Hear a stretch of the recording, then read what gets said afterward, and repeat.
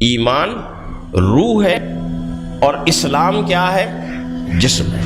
وَلَمَّا يَدْخُلِ الْإِيمَانُ فِي قُلُوبِكُمْ، قلوب میں داخل ہونے والی چیز ایمان ہے، اور اسلام اعمال کا نام ہے، اور اعمال اعضاء و جوارح کا کام ہے۔ ہم نماز پڑھ رہے ہیں، زکوٰۃ ادا کر رہے ہیں، روزہ رکھ رہے ہیں، یہ سارا کا سارا ہمارا اعضاء و جوارح۔ حج کرنے جا رہے ہیں، حج کرنے میں اعضاء و جوارح ہوتے ہیں کہ نہیں ہوتے؟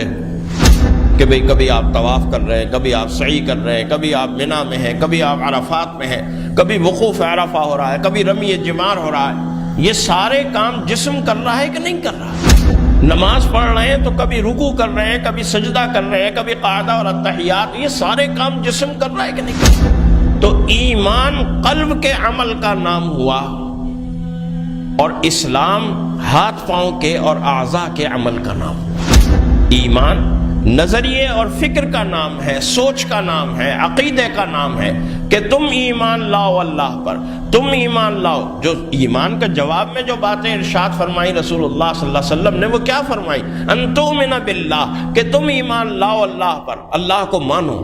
تم ایمان لاؤ روز آخرت پر، روز آخرت کو مانو۔ تم ایمان لاؤ اللہ کی کتابوں پر، اللہ کے رسولوں پر، اللہ کے ملائکہ اور فرشتوں کے اوپر، ان کے اوپر ایمان اور نظریہ قبول کرو، عقیدہ قبول کرو، یہ ایمان ہے۔ اس کے معنی یہ ہوئے کہ نظریاتی زندگی کا، ایمانی زندگی کا نام ایمان ہے، اور عملی زندگی کا نام اسلام ہے۔ تو اب آگے بڑھتے ہیں، اور آگے بڑھتے ہوئے یہ دیکھنے کی کوشش کرتے ہیں کہ ان دونوں کے درمیان آپس میں رشتہ کیا ہے، تعلق کیا ہے۔ کیونکہ یہ بات بھی طے ہو گئی کہ اگرچہ دونوں ایک دوسرے سے الگ الگ مفہوم رکھتے ہیں، لیکن دونوں ایک دوسرے سے اس طرح جدا نہیں ہے کہ دشمنی ہے دونوں کے درمیان۔ ایمان آئے گا تو اسلام نہیں رہے گا، اور اسلام آئے گا تو ایمان نہیں رہے گا، ایسا نہیں ہے۔ تو اس کا مطلب ہوا کہ ایمانی زندگی اور اسلامی زندگی دونوں نام ہیں اسلام اور ایمان دونوں کے ساتھ رہنے کا۔ اسی طریقے سے اس کا دین جو ہے وہ اسلام اور ایمان دونوں سے متعلق ہے، دونوں رہیں گے اس کے پاس، تو اس کا مطلب ہے ایمانی زندگی اور دینی زندگی ہے۔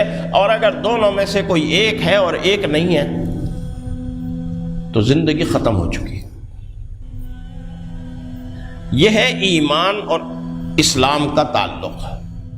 یا حامل القرآن قد خصك الرحمن بالفضل والتيجان والروح والريحان، يا حامل القرآن